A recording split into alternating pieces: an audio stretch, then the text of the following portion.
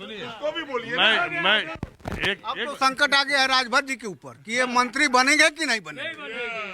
और ये भी आ गया है एक विधायक उनका जेल में है, जो जेल में है वो सभी लोग जानते हैं किसके साथ। नहीं देगी, ये भी 2 वोट उनका क्रॉस हुआ, दूरनाथ जी का और जगदीश राय जी का। अब तो उनके पास बचा क्या है, वो किस मुंह से मंत्री बनने के लिए मांग करने जाएंगे। तो 5 महीना से वेटिंग में टिकट कटाए बैठे हैं, जब जा रहे उनका कन्फर्म नहीं हो रहा उनका, अब वो भी संभावना खत्म। RSCM में है।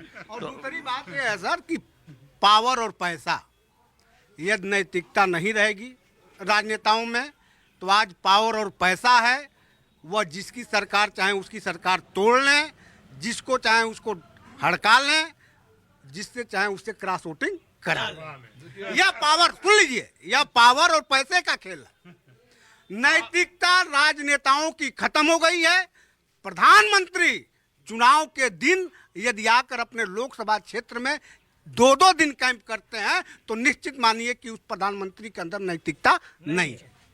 अब सुनिए, मैं आपको और बताऊं, ऐसी स्थिति एक मिनट में सुनिए। किसी को अरे भी भाषण मत दीजिए, भाषण नहीं दे मैं रहे। जरा कई लोगों से भाषण नहीं दे रहे। ही चुनावी मंच पर आप तो मालूम हो रहा।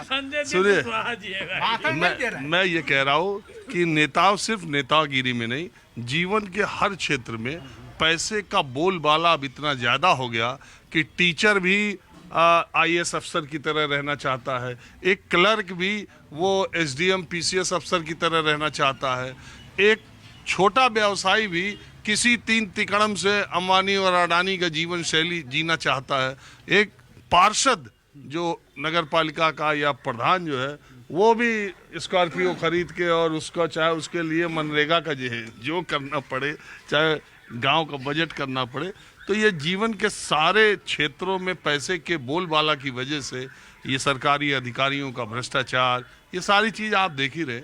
तो नेताओं को भी मुझे लगता है कि इस तरह के चुनाव में ये एक अवसर दिखता है, उसमें पाला बदलना न बदलना वो बात बहुत दूसरे जमाने की है। आज ये क्रॉस वोटिंग हुई है, जो अखिलेश यादव जी ने PDA का नारा दिया था, तो PDA के नारा देने के बाद बड़े पैमाने पे 85% के लोग जब एकत्रित होने लगे, इससे भारतीय जनता पार्टी घबरा गई और उन लोगों को कहे कि अब PDA में तुम्हारा गुजारा नहीं है, तुम हमारे पाले में चले आओ। और यार आप सीधे सीधे खुल के कहिए, 7 विधायक है, उसमें 5 ब्राह्मण और राजपूत है और 1 पूजा पाल है, उनकी अपनी दोनों की हिस्ट्री भी जानिए ना। जैसे प्रजापति जी हैं, उनकी हिस्ट्री जानिए, कितने गड्ढे में दबे हुए हैं, उनके ऊपर कितनी जांचें चल रही, उनको तो गला दबा करके, और पूजा पाल की भी स्थिति वही है। उनकी भी पूजा पाल के मामले में मानता हूं कि उनके पति की हत्या अतीक अशरफ ने की थी।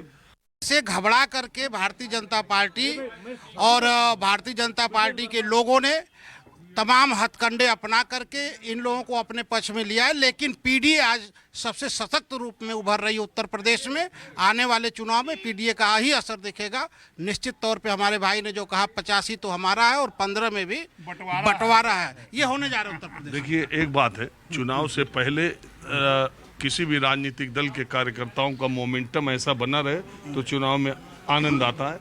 लेकिन हकीकत तो आप ये मानेंगे कि BJP ने अदर बैकवर्ड में जो सेंधमारी की है, खास करके आप ही के समाज में, कुशवाहा, मौर्य समाज में, पटेल में, उनकी जो सेंधमारी है उसकी काट अभी विपक्ष के पास नहीं है। आप समाजवादी पार्टी की बात कर रहे हैं, आप 2 मौर्य नाम बता दीजिए कुशवाहा उसके नेता जिनको राष्ट्रीय स्तर पर लोग जानते हैं। जी बिल्कुल बता रहा हूँ। ये समाजवादी पार्टी है जो 2017 के चुनाव को देखेंगे तो जो 2017 का चुनाव था या 2019 का चुनाव था, जहां कोयरी समाज को, मौर्य, कुशवाहा, शाक्य सैनी को 1 टिकट मिला था, और आज के वही समाजवादी पार्टी है जहां 3 टिकट ऑलरेडी घोषित हो चुके हैं। उत्तर प्रदेश में जब 80 की सीटों पे घोषित हो जाएगी समाजवादी गठबंधन का, तो आप देखेंगे कुशवाहा के लगभग 8 से 10 कैंडिडेट लड़ेंगे। निश्चित तौर पर कुशवाहा समाज का झुकाव समाजवादी पार्टी के पक्ष में हुआ है, तब ये टिकट भी हो रहे हैं।